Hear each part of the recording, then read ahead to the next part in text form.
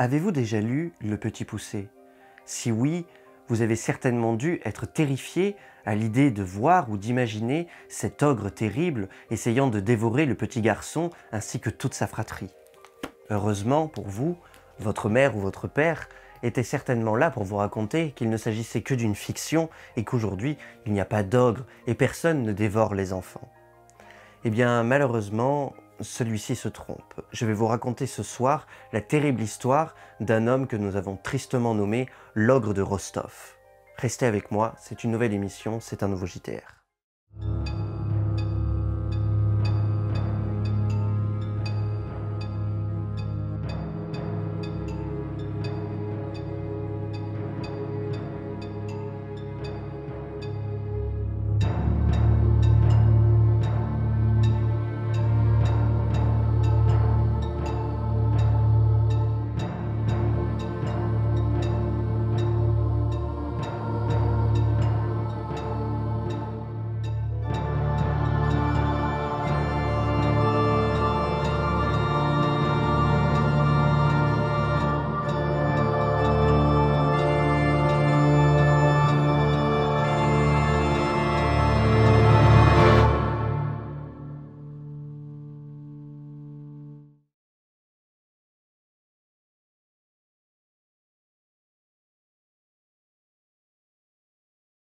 Toute cette histoire commence le 24 décembre 1978, à la veille de Noël. Des policiers font une macabre découverte au bord de la rivière Grouchevka, aux abords de la ville Tchaki en Russie. Le corps sans vie d'une fillette de 9 ans, identifiée comme Elena Zakotnova, une écolière disparue 2 jours plus tôt. La scène est tout simplement horrible à regarder. La jeune fille a été violée, étranglée, criblée de coups de couteau et pour finir, éventrée du sexe à la poitrine. Il est bon de préciser qu'à cette époque, la Russie est en crise et la violence fait rage au sein de Rostov. La police est submergée d'affaires, corruption, trafic d'êtres humains et a peu de temps à consacrer au meurtre d'une fillette, certainement causé par un déséquilibré. Malgré tout, les enquêteurs arrivent à trouver 2 suspects. Le premier, Alexandre Kravchenko, 26 ans, était un criminel, ancien détenu ayant été condamné pour meurtre, à l'époque où il était mineur, rôdant dans la région. Et le deuxième, André Chikatilo, qui possédait alors une cabane dans les bois, non loin de la découverte du corps, et, à ce que l'on dit, qui était allumé toute la nuit précédant les meurtres. Ces 2 hommes sont donc placés en garde à vue. Monsieur Chikatilo est un bon père de famille. Il est marié, a 2 enfants, il a l'air gentil, il est membre officiel du Parti socialiste. Il n'a pas du tout le profil, les enquêteurs ne cherchent pas plus loin. Par contre, le second, c'est une toute autre histoire. Kravchenko, c'est un jeune homme donc de 26 ans avec un lourd passif. Pour rappel, il a été condamné, incarcéré, c'est donc un ancien détenu, et celui-ci a tout à fait le profil. Il a déjà été condamné pour meurtre. Après un interrogatoire que l'on imagine plus ou moins musclé, celui-ci avoue le meurtre de la petite fille. Il décidera cependant, quelques jours plus tard, de se rétracter, mais l'affaire étant déjà en marche, celui-ci est condamné et même exécuté dans la foulée. C'est une affaire classée et pendant les 3 années suivantes, plus de meurtres répertoriés. Une affaire rudement menée et un assassin de moins sur le territoire russe, certains pensent. Cependant, le calme ne dure pas au sein de la région de Rostov et le 3 septembre 1981, une prostituée de 17 ans est retrouvée assassinée. Puis, 9 mois plus tard, c'est une jeune fillette, le 12 juin 1982, qui est elle aussi retrouvée assassinée. Cette jeune fille, c'est Lyubov Beruk, 12 ans. Elle avait disparu alors qu'elle partait chercher des emplettes pour ses parents au sein d'un supermarché. Elle est retrouvée dans un bois, en état de décomposition avancée, et elle est martelée, horriblement mutilée. À ce stade, les policiers russes commencent à se demander s'il n'y a pas un tueur en série potentiel au sein de leur région. Seulement, les profils des victimes ne se ressemblent pas. Une prostituée de 17 ans, une jeune fille de 12 ans, il n'y a pas de similitude. De plus, les meurtres s'enchaînent. Et aujourd'hui, ce sont même des petits garçons, retrouvés eux aussi, violés, étranglés et atrocement mutilés de toutes sortes. Mais pour les responsables soviétiques du parquet et de la milice, ce sont des cas isolés. Il est impossible pour l'idéologie socialiste soviétique qu'un tueur en série soit présent au pays. Pendant ce temps, des meurtres ne cessent de voir le jour dans la région et la peur commence un petit peu à s'installer, de plus en plus, chaque jour. Certains enquêteurs en sont quasiment persuadés. Il y a bien un tueur en série qui sévit au sein de Rostov. Le problème, toujours à cause de cette idéologie, c'est que les moyens ne sont pas développés. Aujourd'hui, seulement quelques enquêteurs sont sur des affaires qui n'ont presque aucun lien entre elles à part les similitudes du meurtre. Tout cela est vraiment très compliqué. Pourtant, on l'imagine bien, on le comprend. La plupart des victimes sont des prostituées, des fugueurs ou des orphelins. Il s'agit de proies faciles que l'on peut attirer aisément dans un coin pour en faire ce que vous savez. Dans toute cette affaire, le premier à avoir le cran et à oser pour la première fois parler de façon officielle de tueur en série, eh bien c'est tout simplement le médecin légiste de Rostov. Des corps, il en voit passer tous les jours, c'est son métier. Mais mutilé de la sorte, cela arrive très rarement. Et pour lui, impossible que ce soit une coïncidence, et il veut absolument en apporter la preuve. Dans ses rapports, il dit par exemple « Des parties génitales en partie dévorées sont retrouvées à côté des corps. Ces mêmes cadavres dont les yeux sont tous crevés ou arrachés. Ces filles et garçons éventrés du sexe à la poitrine. C'est la même personne qui a fait ces meurtres, c'est certain. Il est impossible que ces crimes aux similitudes presque exactes soient le fruit du hasard. » Le légiste arrivera finalement, grâce à ses relations, à donner le dossier à un juge qui décide immédiatement d'ouvrir une enquête. Un tueur en série rôde dans la région. Pour le coup, tout change. Les moyens sont donnés à la police et un homme, le colonel Viktor Burakov, est nommé sur cette affaire. Avec, pour mot d'ordre, il faut arrêter ce tueur en série au plus vite. Viktor, c'est un ponte. C'est l'un des criminologues les plus renommés de toute la Russie. Par contre, c'est un homme de bureau. Il n'a jamais fait de terrain. Cela n'empêche absolument pas qu'il soit extrêmement réactif et demande immédiatement des analyses ADN prélevées sur tous les corps. Ceci étant fait, la scientifique trouve des traces de sperme récurrentes sur plusieurs cadavres. Et c'est le même. Les tests sont réalisés et un groupe sanguin est tracé. Le tueur a pour groupe sanguin AP.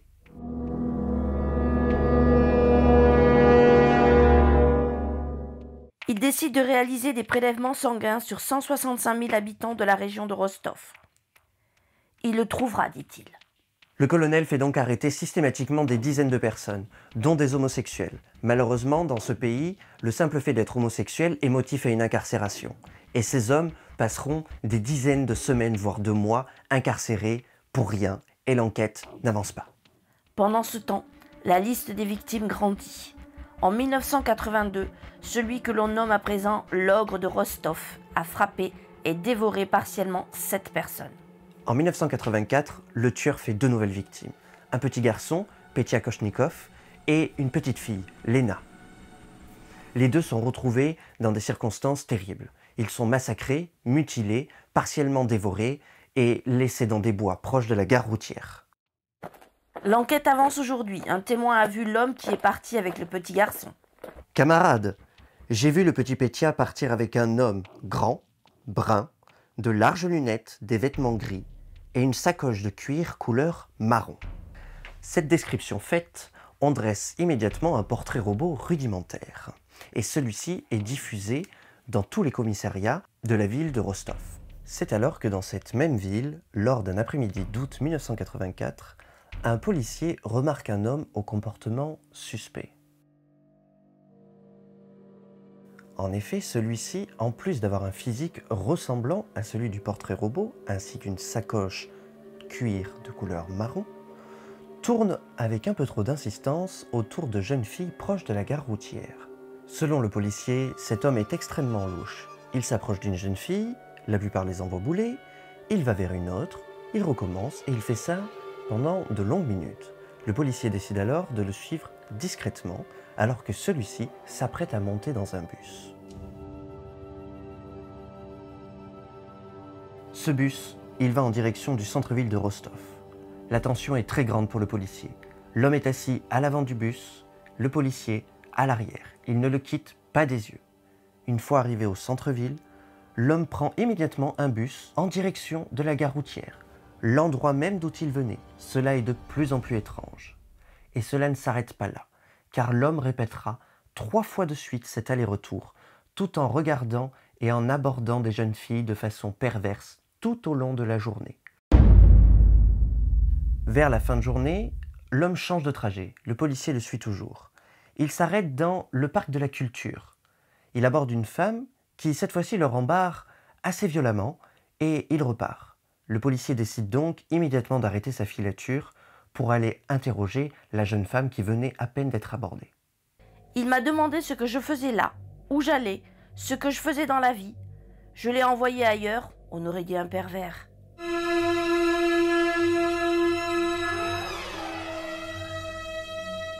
Le policier arrive alors une fois de plus à retrouver cet homme alors que la nuit s'en vient. Celui-ci prend un bus une fois de plus en direction de la gare routière.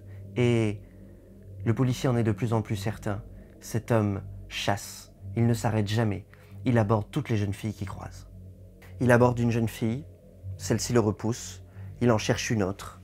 Puis finalement, une jeune femme a l'air d'accepter ses avances. Les deux s'en vont, non loin de la gare, et se posent sur un banc. Le policier les observe de loin, et la jeune femme semble poser sa tête sur les genoux de l'homme. Il est environ 2h30 du matin. Le temps passe, et rien. La jeune femme se lève et s'en va. C'est alors qu'au moment où l'homme allait prendre un tramway, le policier décide de l'interpeller. « Monsieur, vous allez me suivre au poste de police, s'il vous plaît. C'est pour un contrôle de routine. » Par contre, une fois arrivé au poste, l'ambiance est très oppressante. Le policier le sait, il n'a strictement aucune preuve, mais le comportement de cet homme est beaucoup trop louche pour le laisser passer. Il faut découvrir ce que cet homme a derrière la tête. Votre nom, domicile et profession, s'il vous plaît. Je m'appelle Andrei Romanovitch Tchikatilo. Je suis marié, père de 2 enfants. J'habite à Novostinsk et travaille à Rostov. Les policiers décident donc de fouiller la sacoche de l'homme. Vous savez, cette fameuse sacoche en cuir marron. Et ce qu'ils y trouvent dedans est plus ou moins étrange. On y trouve un pot de vaseline, des cordelettes et un couteau de cuisine, semblable à celui-ci, mais dont la lame est partiellement tachée. On lui demande donc de s'expliquer. Pour les cordelettes et la vaseline, il les a achetées récemment et il va les ramener chez lui, au sein de sa famille. Pour le couteau, aucune explication. Et il explique que, oui, il est peut-être un petit peu pervers, qu'il drague les femmes dans la rue, mais c'est tout. En rentrant son nom dans l'ordinateur, les policiers s'aperçoivent que Andrei Tchikatilo était professeur, mais qu'il a été renvoyé à cause de gestes déplacés envers ses élèves des 2 sexes. Il a même été surpris en train de se masturber au sein de sa classe. Il est considéré comme un obsédé sexuel dangereux. De plus, souvenez-vous, en 1978, lors de la disparition de la petite fille, il avait été suspecté, puis relâché. Cela fait beaucoup de coïncidences. Sauf qu'en 1978, souvenez-vous, un homme de 26 ans, Kratchvenko, avait été accusé, avait avoué, et bien qu'après s'être rétracté, avait été exécuté. De plus, après des analyses sanguines effectuées sur Andrei Tchikatilo, eh bien, ça ne coïncide pas. Son groupe sanguin est A, et celui du tueur AB. Ça ne peut pas être lui. Il est donc relâché, c'est un pervers certes, mais aucun lien, à part une coïncidence, avec cette affaire. Si l'on suit les rapports, quelques semaines plus tard, Andrei Tchikatilo est de nouveau devant la justice. Mais rien à voir avec des abus sexuels ou autres. Il s'agit simplement d'un banal vol. Un vol de rouleau de Linodelum, dans l'entreprise où il travaille. Il nie, mais il est toutefois condamné à 3 mois de prison et il sortira à l'automne 1984, au moment même où le régime soviétique est en train de s'effondrer. C'est à ce moment-là aussi que l'ogre de Rostov est rebaptisé le tueur de la perestroïka. Nous sommes maintenant donc quelques années plus tard et les meurtres continuent. Ils s'enchaînent même. Il faut dire que personne ne se méfie. En Union soviétique, tout est contrôlé. Et cette affaire est un secret défense, pas une ligne dans la presse. Et même au sein du gouvernement, tout le monde n'est pas dans le secret. Pour la population, il n'y a pas de tueur en série. Et s'il y en a un, il est tout simplement invisible. Personne n'est au courant. En 1986, le colonel Birakov sort d'une grave dépression. Il était très découragé, voyant que l'enquête n'avançait pas et que les meurtres, eux, s'enchaînaient. Il décide alors de faire appel à un expert psychiatre, Alexandre Boukovski.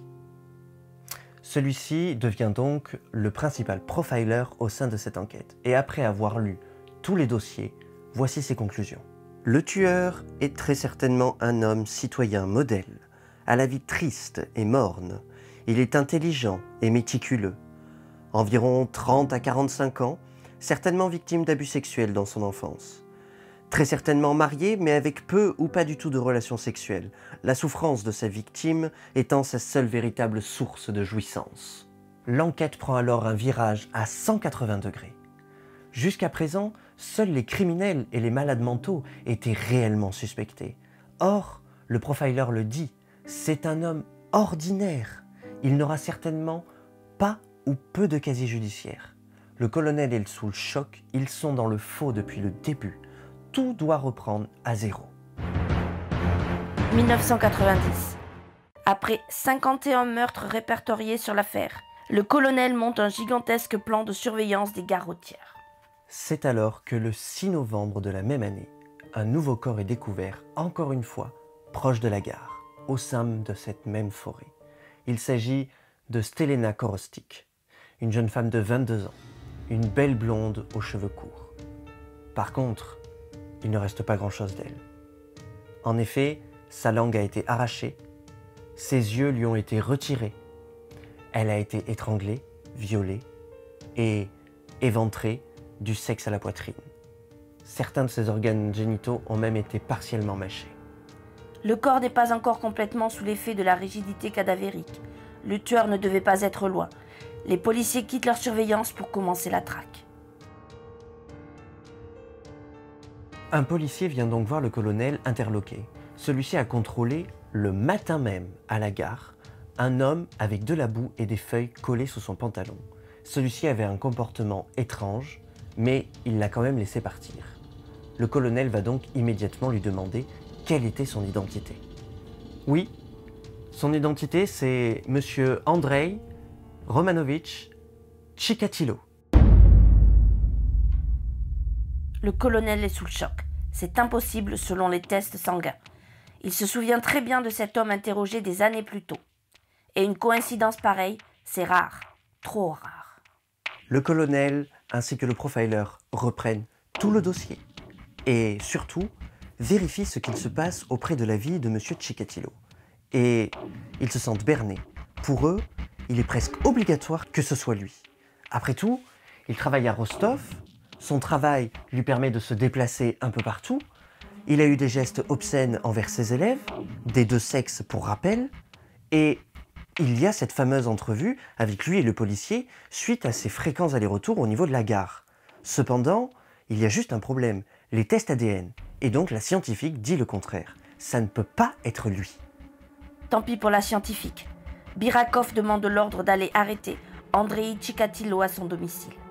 Une fois sur place, c'est la révélation. Celui-ci avoue, tout simplement, c'est lui. 52 victimes. Il avoue tout et donne des détails horriblement durs à supporter, en commençant par la jeune Elena de 9 ans, retrouvée en 1978 et qui avait valu l'exécution d'un jeune homme de 26 ans qui était donc innocent. Mais me direz-vous, qu'en est-il du sperme retrouvé? La scientifique le dit. Le tueur a un groupe AB, Andrei Chikatilo un groupe A. Ce n'est donc pas possible que ce soit lui. Deux tueurs? Non. La réponse est en fait bien plus simple. Andrei Chikatilo souffre en fait d'une anomalie extrêmement rare, ce qui fait que ses sécrétions génitales sont différentes de son propre groupe sanguin. En d'autres termes, Andrei Chikatilo est de groupe A, mais son sperme est de groupe AB. C'est le choc pour l'équipe qui ne s'attendait absolument pas à se dérouler lors de l'enquête. Et pendant ce temps, Andrei Chikatilo continue de donner ces détails sordides de toutes ces agressions, faisant même vomir certains policiers. La question maintenant que l'ogre est arrêté, est-il responsable? C'est là que le profiler ainsi que d'autres experts diront. Oui, Andrei Chikatilo est entièrement responsable de ses actes. Il est cruel, sadique, sans remords, mais il est apte à un jugement.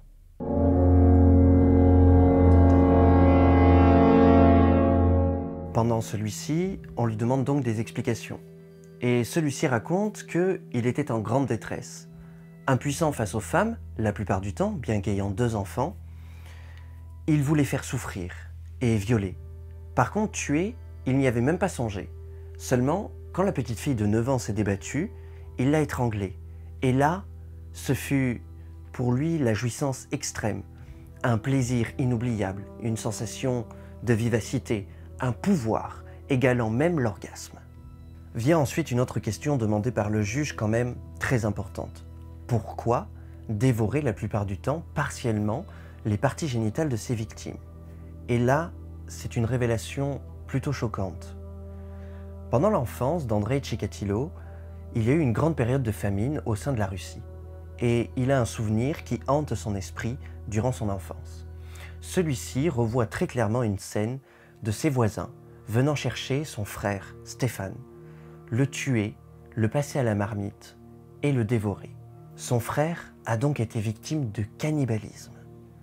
Cela explique donc, en partie, sans excuser, le pourquoi du comment. Au fur et à mesure que le procès se déroule, on découvre un homme qui est en fait plutôt faible, un homme qui se déteste et qui est complètement exhibitionniste, déballant même son sexe au sein même de toute l'assemblée, y compris les familles des victimes. Le juge a un profond dégoût pour Andrei Tchikatilo et le 15 octobre 92, il est condamné. En verdict, et selon l'article 40 du Code pénal de la Fédération de Russie, la Cour vous condamne à la peine capitale. Avez-vous compris? Celui-ci répondra simplement « J'ai compris ». Ce seront les derniers mots de l'accusé au sein du procès. Il sera finalement exécuté le 14 février 1994 d'une balle dans la nuque. C'est la fin de l'ogre, le monstre. La justice aura finalement eu raison de lui, malheureusement avec un lot de plus de 52 victimes pour le tristement célèbre aujourd'hui Andrei Romanovitch Tchikatilo. Pour ma part, il est temps pour moi de retourner à d'autres enquêtes. Je vous dis à bientôt pour un prochain JTR.